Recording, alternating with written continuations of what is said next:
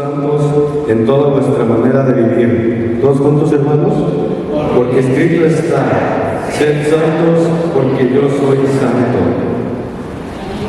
Hermanos, si damos ahí en este mismo capítulo, en el 1, si vemos más atrás en el versículo 12, en el versículo 2, leemos versículo 2: fuimos elegidos para obedecer. ¿Sí, hermanos? Ahí encontramos un para del capítulo 1. En el versículo 3, Jesucristo nos hizo renacer, y otra vez encontramos para una esperanza viva. Y más adelante dice ahí mismo para herencia incorruptible. En el versículo 5 podemos leer: somos guardados por el poder de Dios mediante la fe. Y ahí encontramos, hermanos, otro para alcanzar, ¿qué, hermanos? La salvación. Y si nosotros agarramos leyéndonos todo el capítulo, hermanos, vamos a encontrar la palabra para en varias ocasiones. Entonces, hermanos, sobre este llamado, el título del sermón se llama 3 aspectos al llamado para una vida santa. Vamos a considerar 3 aspectos al llamado para una vida santa. Sobre este llamado que Dios hace, consideraremos 3 aspectos, como ya lo mencioné, hermanos. ¿Cuáles son estos aspectos? ¿Cuáles son estos 3 aspectos? Como les dije anteriormente, en el versículo 3, 5 y 7 encontramos el para, pero en el versículo 13 nos hace, en consecuencia de ese para, una transición, hermanos. En consecuencia de ese para, ahora en el versículo 13 dice: por tanto. ¿Sí, hermanos? Como decía acá en el versículo, Jesucristo nos hizo renacer para una esperanza viva. Ahora el versículo 13 inicia diciendo: por tanto. Es decir, en consecuencia de ese para, por tanto, dice el apóstol Pedro: ceñid los lomos de vuestro entendimiento. Aquí esta expresión, hermanos, ceñid los lomos, ¿sí? Pedro tiene en mente un hebraísmo, es decir, en ese mundo antiguo de los judíos, un hebraísmo. ¿Qué quiere decir esto, hermanos? Era una referencia literal a un vestido, hermanos, que usaban, a la túnica, a la forma de que ellos en ese tiempo usaban. Entonces, cuando dice que ceñidos, ellos tenían que fajarse, como decimos, porque eran muy eran cómodos, pero a la vez tenían que subirle y tenían que ceñirse en disposición a una acción, ¿sí? Entonces el apóstol Pedro está usando este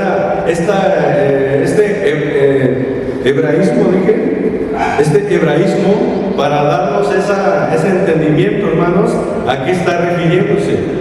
Pero también tenemos que considerar que en el Nuevo Testamento, en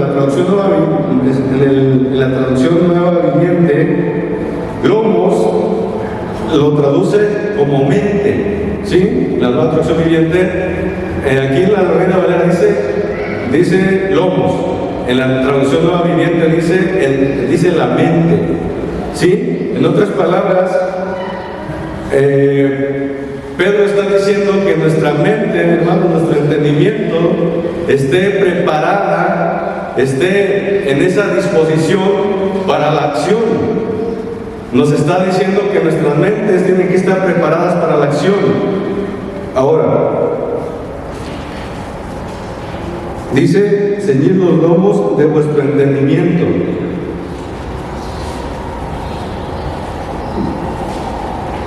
Sed sobrios y esperad por completo en la gracia que se os traerá cuando Jesucristo sea manifestado.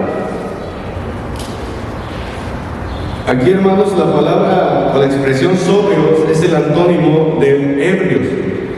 ¿Cuántas veces, hermanos, nosotros estamos en una condición que recuerdo cuando Pedro dice que estemos velando y que estemos orar para que no entres en tentación, porque dice, porque a verdad el Espíritu está puesto, pero ¿qué, hermanos, qué nos dicen? Pero la carne es débil. ¿Sí, hermanos?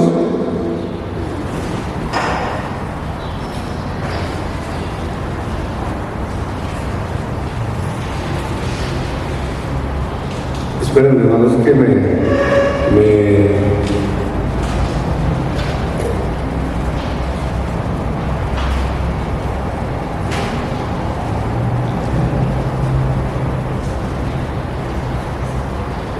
fui muy rápido y no mencioné el primer aspecto. Es decir, ya estaba explicando los aspectos y no dije el bosquejo, el punto, el encabezado. Y el primer aspecto, hermanos, voy a retroceder un poquito. El primer aspecto son las disposiciones. ¿Sí, hermanos? Ahí discúlpenme que me fui muy rápido, pero el primer aspecto, hermanos, son las disposiciones.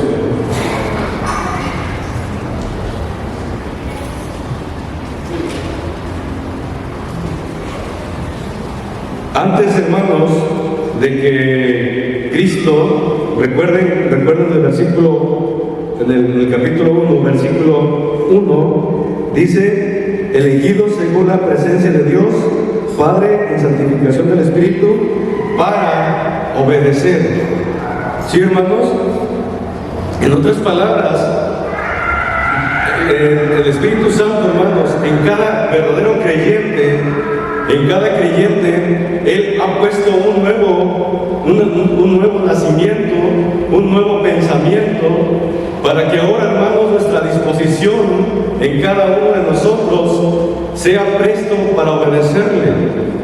Si nosotros recordamos cuál era nuestra forma de vivir antes de conocer a Cristo, si recordamos, hermanos, cuál era nuestra disposición, ¿sí?, antes de que Cristo hiciera la obra en nosotros, cuál era nuestro pensamiento, cuáles eran nuestros deseos, cuáles eran nuestros afanes, ¿sí?, antes de conocer a Cristo, ¿cuál disposición había, hermanos, en nosotros? Muchas veces nosotros decimos a los hermanos, ¿quieres servir al Señor? Cuando la pregunta debería de ser: hermano, ¿por qué no estás sirviendo al Señor? ¿Sí me explico, hermanos? Porque Cristo nos dio una nueva disposición, hermanos. No estoy hablando que nos ha llamado a cumplir un reglamento, de una forma, a veces pensamos que la vida cristiana, hermanos, y si no sabemos explicar a la gente que evangelizamos lo que es el cristianismo, a veces la gente piensa que es una serie de reglas. A veces la gente piensa que lo que hacemos para el Señor lo hacemos por cumplir con un reglamento. Cuando está diciendo claramente aquí Pedro que Dios ha puesto una disposición en nosotros. Fuimos elegidos, hermanos, por el Señor, pero Él nos ha elegido para obedecer. En otras palabras, la disposición, hermanos, que hay en nosotros es una disposición de obediencia. Pero esto no es algo, hermanos, que se force, no es algo que se le pida a la gente que haga. O yo les pregunto a ustedes, hermanos, ¿a ustedes les obligaron a creer el Evangelio? ¿O creyeron, a los que creyeron el Evangelio por fe, hermanos, o lo creyeron por imposición? ¿Lo creyeron por voluntad o lo creyeron por una... muchas veces la gente piensa que el Evangelio, hermanos, es una serie de reglas. ¿Sí, hermanos? Entonces, estamos viendo cuáles son estas disposiciones. Me fui muy rápido, como dije, pero el primer punto era El primer aspecto son las disposiciones. ¿Sí, hermanos? Y Pedro recuerda que el cristiano debe seguir su mente, debe de tener su mente preparada, debe tener su mente, es decir, nosotros como cristianos, hermanos, ya no tenemos la mente que teníamos antes. Dice el apóstol Pablo que ahora tenemos la mente, ¿de quién, hermanos? De Cristo. Ahora nosotros, hermanos, tenemos la mente de Cristo. Ahora esta disposición, hermanos, que Dios ha puesto es esta mente de Cristo, es el pensamiento de Cristo. Yo les pregunto a ustedes, ¿y cuál es el pensamiento de Cristo, hermanos? Bueno, leemos su palabra y podemos ver lo que Él nos pide, hermanos, lo que Él nos enseña a hacer. Alguien que me diga, hermanos, un pensamiento de Cristo, o qué es tener el pensamiento de Cristo. Manera de ser. Su manera de ser. Acá, hermanos. ¿Qué más, hermanos? Su carácter, ¿qué es parte de eso? Perdón, saber perdonar. ¿Qué más, hermanos? Amar, humildad, misericordioso, clemente. Y estamos viendo, hermanos, aquí santo. ¿Sí, hermanos? Tenemos que llevar una vida santa. Yo les pregunto a ustedes, hermanos, ¿ustedes se identifican con este nuevo, ustedes tienen esta disposición en ustedes? ¿Este pensamiento, hermanos, la están llevando a la mente de Cristo? Esa es una pregunta para cada uno de nosotros. Ahora, la otra disposición que vemos ahí en el versículo 13, sed sobrios. Sí, hermanos, como ya lo decía cuando me adelanté un poco, sed sobrios, que es el antónimo de ebrio. Sí, hermanos, también nos manda a tener una mente en estar en sobriedad, estar alertas. Sí, hermanos, pero también otro punto que vemos ahí en el versículo, esperar por completo en la gracia. Yo lo dividí en versículo 13c, ese mismo versículo, pero ese lo dividí en 3 partes. Esperar por completo en la gracia que se os traerá cuando Jesucristo sea manifestado. Hermanos, si nosotros ponemos atención en estas palabras, podemos comparar el pensamiento de Pedro a las palabras que Pablo dijo en 1 Tesalonicenses capítulo 12, 13. Lo que está diciendo Pedro aquí es lo mismo que el apóstol Pablo recuerda a los de Tesalónica cuando dice: y el Señor os haga crecer y abundar en amor, como ya decíamos ahorita, unos para con otros y para con todos, como también lo hacemos nosotros para con vosotros. El 13, para que sean confirmados vuestros corazones irreprensibles en santidad delante de Dios nuestro Padre, en la venida, aquí dice, hermanos, en la manifestación, en la venida de nuestro Señor Jesucristo con todos sus santos. Mientras que estamos en esta peregrinación, hermanos, mientras que estamos en este mundo, mientras que estamos en este lugar y en todo lugar, hermanos, nuestra manera de vivir, la gracia, hermanos, la recibimos la vez cuando nosotros creímos. ¿Fue por qué, hermanos? Por gracia.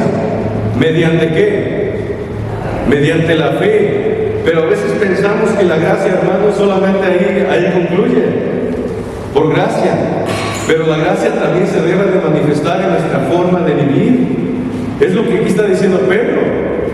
La gracia se debe de manifestar en una vida en santificación. ¿Hasta qué? Hasta que sea, como dice aquí en el versículo 13,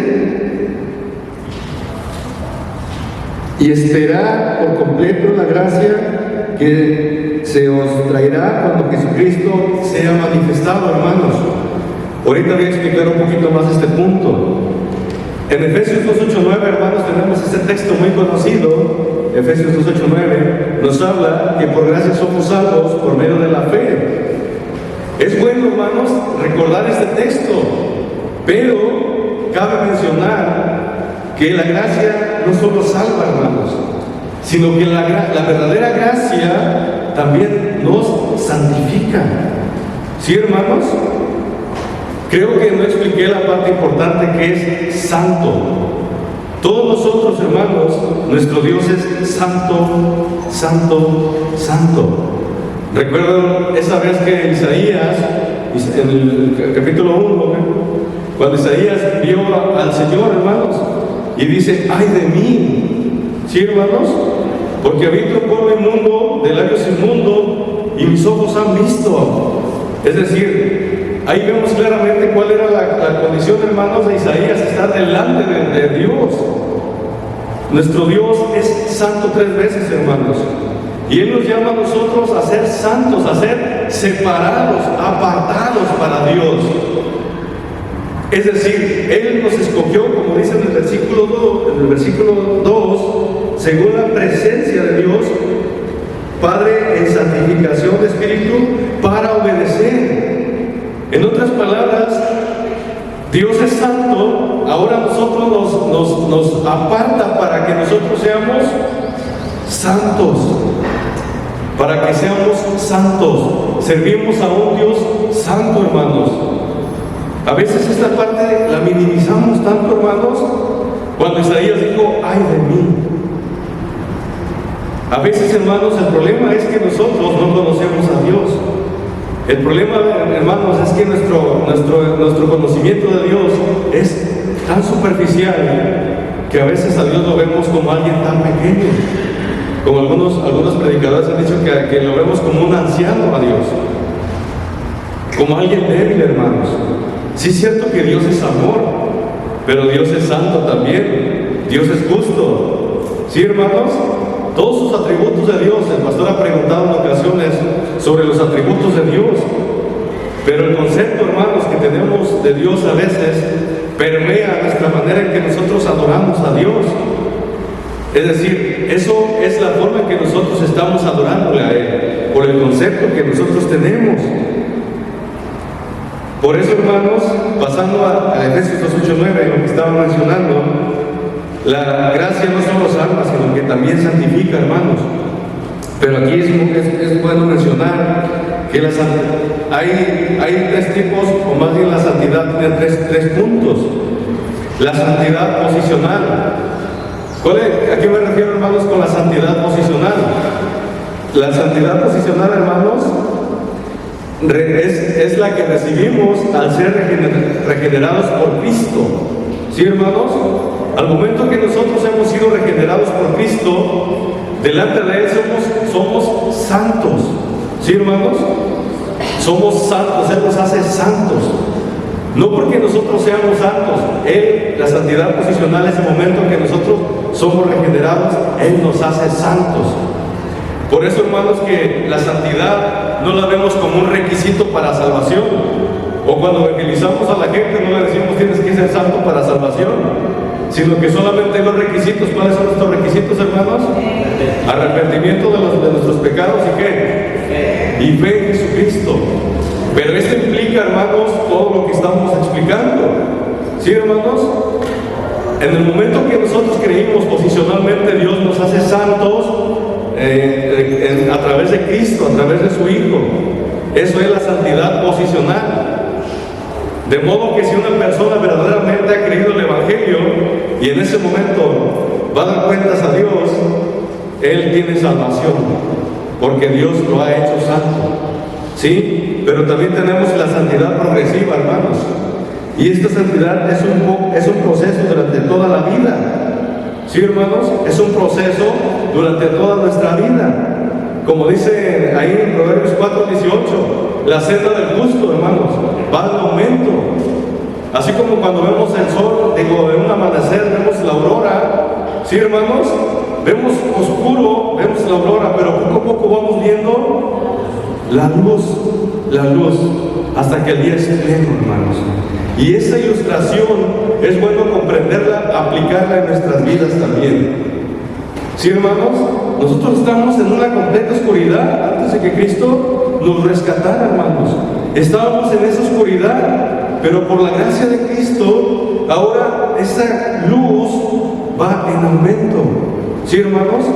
Va en aumento. Aquí el problema es que si estamos en la oscuridad y decimos que estamos en luz, pero estamos en la oscuridad, como dice ahí en Juan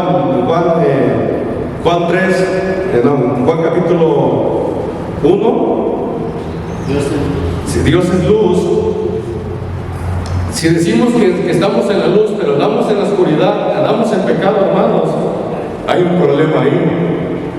¿Sí, hermanos? Porque la santificación progresiva, hermanos, ya somos santos delante de Dios, pero hay una santidad progresiva que nos va en aumento, hermanos, a una imagen a Cristo. Cada vez esa imagen, esa luz, va reflejando la imagen de Cristo. Nuestra vida va imitando a Cristo cada vez más. Ahora, hermanos, esta vida, esta santidad progresiva, no es legalismo, como ya decíamos anteriormente, no es legalismo. No son disposiciones. Las disposiciones sí son las que debe de tener, como ya vimos en el punto 1, las disposiciones sí debe haber en nosotros, pero no son, cumple esto, haz esto. Eso no es, hermanos. Pero tampoco, la santidad progresiva tampoco es una forma de culto. Una forma de culto es decir, la forma en que hacemos la adoración, porque a veces podemos ser conservadores, y es bueno, hermanos, pero eso no es santidad. ¿Sí, hermanos? Eso no es santidad. Porque podemos cantar cosas bonitas, no digo bonitas, cosas bíblicas, pero nuestro corazón puede seguir siendo impío. No es la vestimenta, hermanos, aunque sí la vestimenta es importante. La palabra de Dios claramente nos enseña que el atavío de la mujer tiene que ser decorosa. Pero también, hermanos, una mujer puede andar vestida decorosamente, pero su corazón impuro. ¿Sí? Su corazón en pecado. No es moralismo, hermanos, tampoco es moralismo, es santidad progresiva, tampoco es moralismo, ni activismo, hermanos. Porque a veces pensamos que porque servimos a Dios, porque tenemos una moral correcta, pensamos que esa es santidad. Lo minimizamos en eso, hermanos. ¿Sí me explico? No estoy diciendo, hermanos, que estas cosas no son importantes. El problema, lo que sí estoy diciendo, hermanos, es que el problema es que a veces lo enfrascamos en esto. A veces lo definimos en esto. Cuando debemos entender, hermanos, que la santidad no se logra con esfuerzos propios, hermanos. La santidad no se logra con esfuerzos propios, hermanos. Santidad es que el Espíritu Santo, hermanos, el Espíritu de Dios produzca a Cristo en nosotros. Eso es la santidad, hermanos. No son esfuerzos propios. Santidad, vuelvo a repetir, es el Espíritu Santo de Dios produciendo a Cristo en tu vida, en mi vida. Eso es santidad, hermanos. Y estas son, hermanos, la culminación. El otro punto, dije santidad progresiva, y finalmente, hermanos, es la culminación en la glorificación de nuestros cuerpos. Como dice aquí el versículo, vuelvo a decir, el versículo 13c, cuando Jesucristo sea manifestado. Entonces, hermanos, hasta que nuestros cuerpos sean glorificados, es que entonces nuestros cuerpos, ya no serán nuestros cuerpos como los que tenemos batallándoles en este tiempo, hermanos. Aún en nuestros tiempos estamos batallándole con nuestra carne. Y en ese sentido Pablo dice, miserable de mí, ¿verdad, hermanos? ¿Quién me librará de este cuerpo de muerte? Algún día, hermanos, este cuerpo que tenemos será glorificado en la culminación, en la manifestación. Pero mientras tanto, hermanos, vivamos en santidad.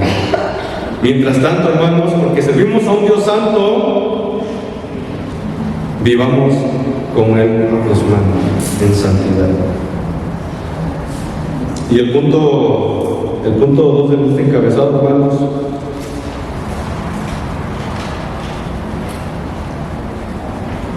pero también antes de pasar a este punto, hermanos, también el otro el otro punto que se me estaba pasando. Como hijos obedientes, no os conforméis a los deseos que antes tenías. No os conforméis. ¿Sí, hermanos? En griego, hermanos, no os conforméis. Hace referencia, hermanos, a un molde. ¿Sí? Hace referencia a que a veces, hermanos, nos estamos amoldeando.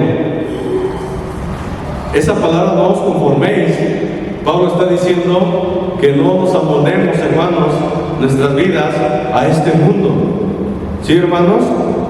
A veces nuestro molde, hermanos, no es Cristo.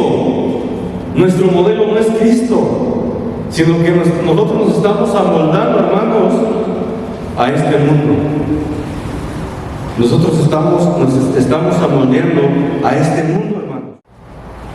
A veces, hermanos, nosotros nos amoldeamos a la cultura. Nosotros a veces nos moldeamos a los demás. A veces vemos la santidad, vemos nuestra vida cristiana a la par del hermano, a la par de los demás. Y es aquí, hermanos, que buscamos excusas para moldear, para estancarnos, para no buscar un crecimiento espiritual. Cuando nuestro molde, hermanos, nuestra imitación debe ser Cristo. Debe de ser mirar a Cristo. ¿Sí, hermanos? A eso es a lo que nos manda a hacer moldearnos, hermanos. Pero también, hermanos, este molde, hermanos, cuidado, tengamos cuidado con esto, porque también ese molde del mundo también se ha adentrado a la iglesia, hermanos. También se ha adentrado a la iglesia. Y en ese contexto es el que está hablando también Pedro, hermanos. Por ejemplo, cuidado con el activismo, hermanos. Cuidado con el materialismo e individualismo. Estos son moldes, hermanos, propios del mundo, por mencionar algunos. ¿Sí, hermanos? A veces venimos aquí al culto a decir, voy al culto a recibir bendición. Desde ahí, hermanos, estamos pensando en el individualismo, cuando debería de ser, voy al culto a seguir adorando, pero para ser de bendición para alguien más. ¿No, hermanos? ¿Cuántas veces, hermanos, no vienen hermanos con una carga, una necesidad? ¿Cuántas veces, hermanos, aquí no vienen con un problema difícil? ¿Cuántas veces no recibimos a gente nueva y ni siquiera las saludamos, hermanos? Porque en la iglesia, hermanos, estamos adoptando también ese molde del mundo, hermanos. Por eso Pedro dice, no os conforméis, no nos amoldemos al mundo, sino que nuestro molde sea Cristo, hermanos. Punto 2, hermanos. El segundo aspecto, la condición. El segundo aspecto es la condición. El primer aspecto era las disposiciones y el segundo aspecto es la condición. Versículo 14. Como hijos obedientes, no os conforméis a los deseos que antes teníais, estando en vuestra ignorancia. ¿Sí, hermanos? Y aquí puse algunos puntos. Ahora tenemos la capacidad de obedecer, como ya lo mencionábamos. Aquí estaba diciendo, hermanos, hijos obedientes. ¿Sí, hermanos? Y Pedro tiene en mente nuevamente un hebraísmo judío. Tiene en mente un hebraísmo como hijos obedientes, que se refiere, hermanos, este hebraísmo, hijos obedientes, significa que el hijo heredaba lo de la obediencia de su mamá. Si nosotros vemos, hermanos, ahí cómo instruían a los judíos, a ellos los instruían desde qué edad, hermanos. Como Pablo le dijo a Timoteo, la fe no fingida, porque su abuelita y su mamá lo habían, ¿qué, hermanos? Lo habían enseñado desde la niñez. Entonces aquí Pedro tiene en mente este hebraísmo para decir que cada verdadero creyente, hermanos, cada de nosotros que hemos entregado nuestra vida a Cristo, hemos heredado esa obediencia de Cristo, ¿sí, hermanos? Hemos heredado esa obediencia y ahora nosotros somos, ¿qué, hermanos? Obedientes. La vida cristiana, hermanos, se identifica por una vida en obediencia. ¿Sí, hermanos? La vida cristiana se identifica por una vida en obediencia. Aquí Pedro no está diciendo, a ver si acá está diciendo, hijos obedientes, como hijos obedientes. Y vemos el contraste, hermanos, en Efesios 2:2, Efesios 5:6. Ahí vemos el contraste como otros hijos en desobediencia. ¿Sí, hermanos? Pero esos hijos en desobediencia están bajo la influencia del maligno. Entonces, hermanos, si nosotros estamos en desobediencia, estamos bajo la influencia de Satanás. ¿Sí, hermanos? No estamos bajo la influencia de Dios. Y no quiere decir, hermanos, que, porque a veces incluso el creyente, el verdadero creyente, está en desobediencia, pero no está siendo obediente a Dios, está bajo la influencia del maligno. Por eso, hermanos, el punto 2, tenemos una nueva naturaleza. Versículo 14b. No os conforméis a los deseos que antes, el pasado tenías, estando en vuestra ignorancia. Dios nos rescató, hermanos, Dios nos rescató de una vida de desobediencia para trasladarnos a una vida de ¿qué, hermanos? De obediencia. Ese es el punto. Por eso Jesús exhorta a sus discípulos, hermanos, a que los que le llaman Señor, Señor, que no solamente le llamen Señor, Señor, sino que también hagan lo que les dice. Muchas veces nosotros decimos, Dios es mi Señor, o no, a veces solamente decimos, Dios es mi Salvador, y solamente nos quedamos con Salvador, pero nunca decimos, Dios es mi Señor. Ahora Él gobierna mi vida, ahora Él enseñorea mi vida. Siempre mi vida ha pertenecido a Él, porque Él es el creador de todas las cosas. Pero decir que Él es mi Señor, ahora ya no son mis deseos, ahora ya no es mi forma de vivir, ahora voy a someterme a Él. ¿Sí, hermanos? Entonces, ahora Dios nos rescató de una vida de desobediencia para trasladarnos a un estado de obediencia. En Lucas 6:46 es donde Jesús exhorta a sus discípulos a no solamente decirlo de labios, sino a obedecerle, hermanos. También Pablo habla de esta obediencia, hermanos. Es el mismo punto de los creyentes en Roma. Sí, hermanos, que su obediencia era notoria hacia los demás. Sí, hermanos, como dije, la obediencia del verdadero creyente, la vida del verdadero creyente, hermanos, se identifica por una vida en obediencia. Y esta obediencia, hermanos, es notoria hacia los demás. Yo pregunto, ¿cómo está tu vida, hermanos? ¿Qué puede decir la nube de testigos delante que hay alrededor de ti? ¿Qué puede decir de ti? ¿Qué testimonio estás dando, hermanos, delante de estas personas? Ahora, para ir cerrando, hermanos, ahora podemos imitar a aquel que nos rescató, hermanos. Versículo 15. Sino como aquel que nos llamó es santo, sed también vosotros santos en toda. No está diciendo solamente en el culto, no estás diciendo solamente aquí, venir aquí, hermanos, porque venir aquí es fácil decir soy cristiano. ¿Sí, hermanos? Venir aquí sentados no nos hace cristianos, pero también es fácil decir aquí es fácil ser cristiano. El reto, hermanos, está allá afuera. El reto, hermanos, está cuando tu vecino, cuando una persona te hace daño sin ningún motivo, cuando las personas te esperas que te amen y te odien, cuando tú eres fiel, cuando tú eres honesto y te dan la espalda. Ahí, hermanos, ahí es donde debemos demostrar esta forma de vivir. Ahí es donde sale a luz, hermanos, que hay en nuestro corazón. No cuando todo está bien, hermanos, porque cuando todo está bien es fácil mostrar esa obediencia. El problema es cuando hay una dificultad, inclusive, hermanos, hablando de la muerte, una pérdida, hermanos, de lo que sea, hermanos. Todo está bien cuando Dios me está bendiciendo, cuando Dios está añadiendo cosas buenas a mi vida. Pero ¿qué nos dice en Romanos 8? Romanos 8, que el que ama a Dios, todas las cosas, hermanos, les ayuda bien.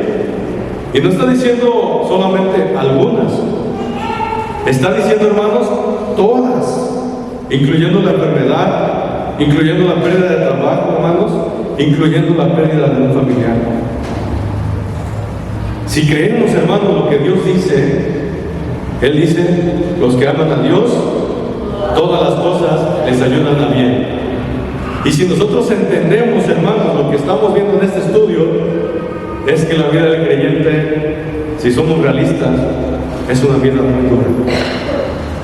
Claro, Dios está con nosotros, pero es mayor en Dios, aunque nuestra carne aún sigue batallando con nosotros. Pero Pablo dijo, yo quisiera estar con Cristo, lo cual es mucho mejor.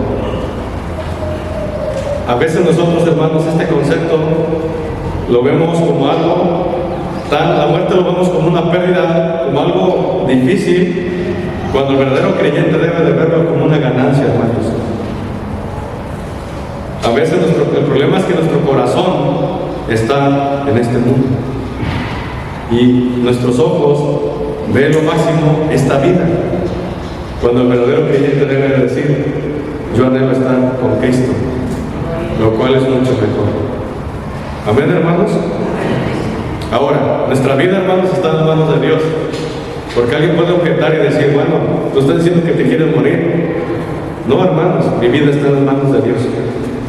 Y hasta el día que Él ha puesto, hasta el día que Él Él ha establecido un día, sí, hermanos, en Hebreos, Él ha establecido un día, el día, tu día de nuestra muerte, Él ha establecido.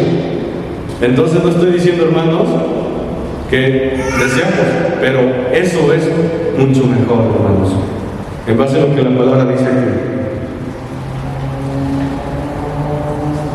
El tercer y último punto, hermanos, el tercer aspecto es la comunión.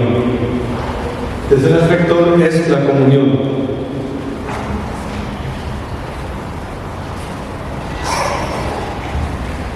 Y el primer punto, hermanos, de es la vida en la gracia, es una vida en santidad. Versículo 16. Porque escrito está, sed santos porque yo soy santo. Si nosotros vemos la palabra santidad en el Antiguo Testamento, hermanos, vamos a ver la santidad muy diferente. Ahora en el Nuevo Testamento, hermanos, ahora vemos que se centra en ¿qué, hermanos? ¿En qué? En Cristo. ¿Sí? Pero Pedro está citando, hermanos, está apelando al Levítico. ¿Sí? Está apelando al Antiguo Testamento para decir, Dios es el mismo en el Antiguo Testamento y sigue siendo el mismo en el presente, en el futuro, en el porvenir. ¿Sí, hermanos? Por eso es que la gracia, hermanos, sí, por gracia somos salvos. Y a veces por eso esto cambia nuestra forma de vivir, que decimos, ya no estamos bajo la ley. Decimos, ahora estamos bajo la gracia. Pero eso no nos da derecho, hermanos, de vivir una vida en libertinaje. Eso es una justificación que muchos usan. Pedro está diciendo en el Antiguo Testamento y vemos la santidad, hermanos, al esplendor de Dios. ¿Qué pasaba cuando el pueblo, hermanos, desobedecía lo que Dios decía a su pueblo? Vemos la santidad, hermanos, cómo Dios la ejecutaba. Pero también, hermanos, esta santidad, esta justicia, la va a aplicar Cristo el día del juicio también. Muchos me dirán aquel día, Señor, Señor. ¿Sí, hermanos? ¿Qué dirá el Señor? No te conozco, apártate de mí, hacedor de maldad. Ese hacedor de maldad, hermanos, es lo contrario a una vida santa. Una vida santa es vivir para Dios, es vivir a Cristo, es vivir a Cristo, es vivir a Cristo, hermanos. ¿Sí, hermanos? Y vivir a Cristo, hermanos, como dijo Pedro, perdón. Bueno, antes de mencionar esto, ahora el santuario, hermanos, el creyente es ocupado ¿por quién, hermanos? Por el Espíritu Santo. Nuestro cuerpo, dice que es templo del Espíritu Santo.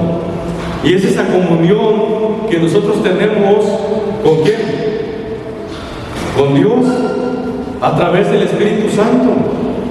Pero también esa comunión, y en esta condición, hermanos, la única forma de ser santo es que nuestra vida viva a Cristo. Eso es lo único, hermanos. Para no ir a libertinaje, pero tampoco ir a legalismo. Nuestra vida viva a Cristo. Eso es, hermanos, no a ningún extremo. Nuestra vida viva a Cristo. Filipenses 1:21. Para mí vivir, ¿quién es? Cristo. Y eso debe ser nuestro vivir, hermanos. Voy a terminar con una ilustración, hermanos. No sé si ustedes conocen la barranca de Huentitán, allá por cerca de Tonalá, por el periférico.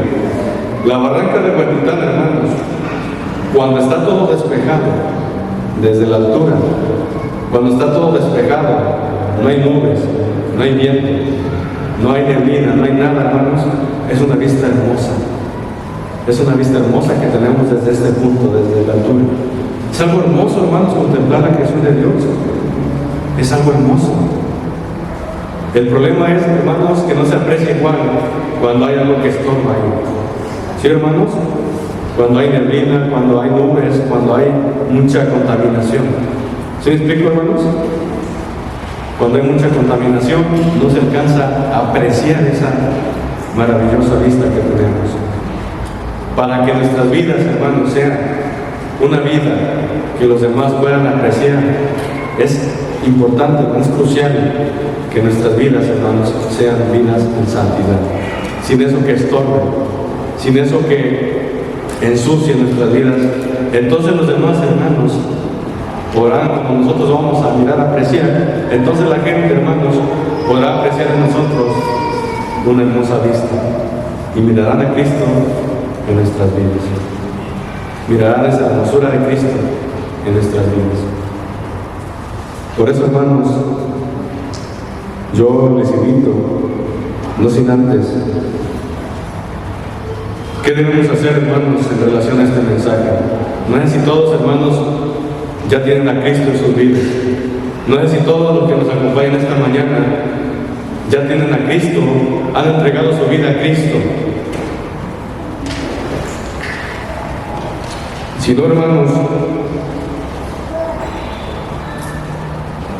anhelas obedecer a Dios, es para los que ya tienen a Cristo. Es una pregunta porque es lo que tratamos, hermanos. ¿Tu vida está anhelando obedecer a Dios? Si te presentas delante de Dios en este instante, podrías decir: ¿estoy limpio? ¿Estoy preparado? ¿Tu vida refleja a Cristo? Son preguntas, hermanos, para nosotros, para ustedes. Si no estás seguro o segura, yo te invito en el nombre de nuestro Señor Jesucristo que entregues tu vida a Él, o te acerques a cada uno de nosotros, ya sea el pastor, de los hermanos diáconos o de cada hermano, si esta mañana no estás seguro, para que podamos expresar, podamos compartirte este mensaje de Jesucristo. Vamos a orar. Bendito Padre Celestial, te damos gracias, te damos toda la honra y toda la gloria, porque solamente a través de ti, Señor Jesús, es que podemos vivir una vida.